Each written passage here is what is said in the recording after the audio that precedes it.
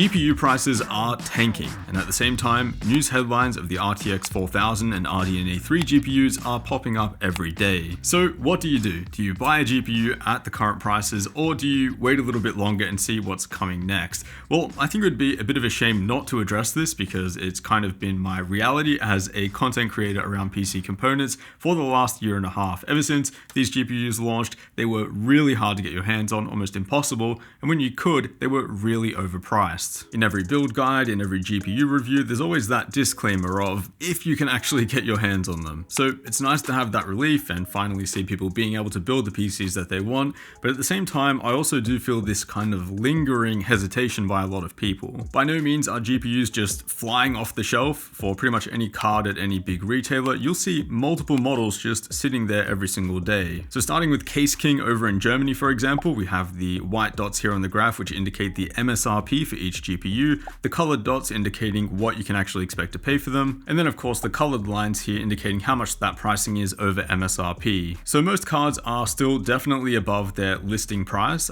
Europe in particular has showed the least amount of price drop compared to other regions, but there are still some cards like the 3070 Ti, for example, which stand out as being pretty good value overall. Over in the UK, the 3070 Ti continues to be a standout GPU in terms of value respective to the other models here, so definitely keep an eye on that one, with GPUs like the 6800 and 6800 XT being surprisingly overpriced. PC case gear here in Australia has seen some absolutely mammoth reductions though over the past couple of months. RTX 3080s, for example, here have been consistently around the 2000 to 2500 AUD mark, and now they're in stock for around 1400 bucks. Again though, check out that 3070 Ti. If you're in the market for a mid to high end GPU, it's that one that's kind of standing out as the best value. Another GPU that I've kept my eye on here locally though is the 3060, and for a long time it was sitting here at around $1,000 AUD, but now thankfully the price is a lot more realistic. And then over in the US, which is where most of you are undoubtedly watching from, very similar trend. RX 6800 and 6800 XT pricing is way out of whack, and here I'd mainly be looking at the RTX 3070 for something mid to high end. In fact, at just $600 USD, that's only $100 above its launch MSRP, and about the margin that you can expect for some of these triple fan custom card designs. Then taking a look at the budget-ish GPUs, they have also dropped a couple of bucks here and there, with the 6600 in particular being the closest to MSRP and looking like the preferred pick. I will also say that, RTX 3080 pricing pretty much in every region, it has dropped substantially, but it is still way off that $700 MSRP. So still quite a bit of room to drop there, and hopefully we will see that because there are just plenty of cards just sitting around in stock. Then GPUs like the 3080 Ti, 3090 and the 3090 Ti, which I really didn't even bother including because it would have skewed the graph quite a bit, they'll continue to be very, very expensive. Now, if we take a look at the recent Steam hardware survey, we can get a better idea of what GPUs people are actually buying. The most popular GPU upgrades people are making are to the 3060 and the 3070, with the 3060 Ti not too far behind.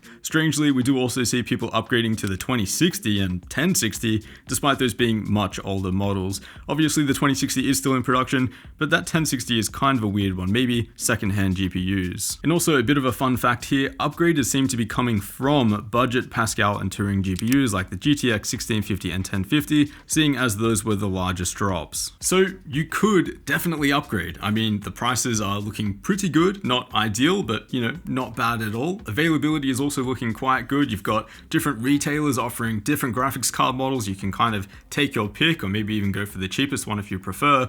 But the real question is, should you? And obviously this is like a really hard question to tackle. It's like extremely broad because everyone's in a different position.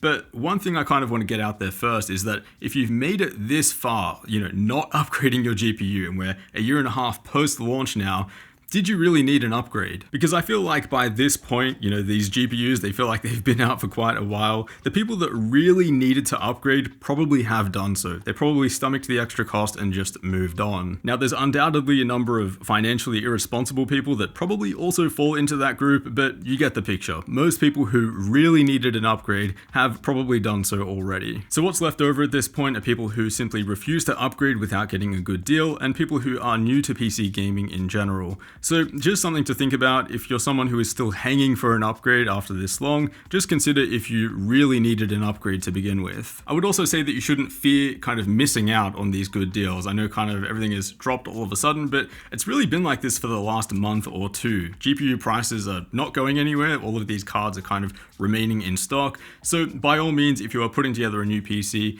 I would, maybe even recommend doing it week by week, shopping around and trying to get an even better deal. Now the key phrase there being week by week and not month by month, or else you might as well wait for the next generation of GPUs planned later this year. That would be the RTX 4000 series from Nvidia and the RDNA 3 series from AMD. I'm not going to dive too deep into the leaks because it's not really what we do here and because we are quite a few months out from expecting anything, but after Nvidia's data breach last month, most leaks point towards a huge bump in CUDA cores paired with a bunch more power draw. This will be their Lovelace architecture and it will operate on the TSMC 5nm process compared to the current Ampere architecture which is made on 8nm Samsung. Don't get too caught up in the exact nanometer figures. These days they're merely an indication of increased transistor density, not a measurement of the transistor pitch like it was previously. On the note of RDNA 3 leaks from AMD, there's nothing really concrete at all. AMD hasn't had any data breaches recently, so all we know at this point is that they're confident that new GPUs are on track for the second half of this year,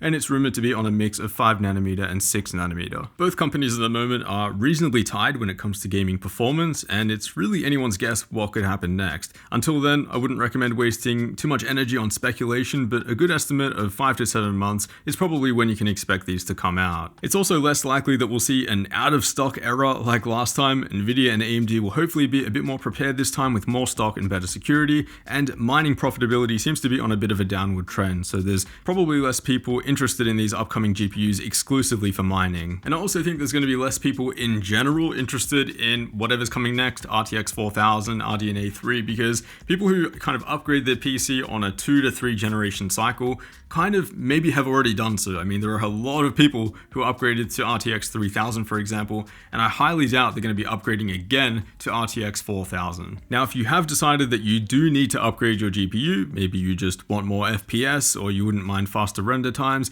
then I would actually encourage you to do so. Sure, new GPUs are coming out later this year, but that's kind of how it is every second to third year. You don't want to get caught up playing this waiting game for the next generation every single time, because that game can be played indefinitely. So after so long of these cards being so expensive and so out of stock, it is finally nice to see that kind of switch around, and at least for the next few months we have cards that are actually in stock and people can actually build and upgrade the PCs that they want.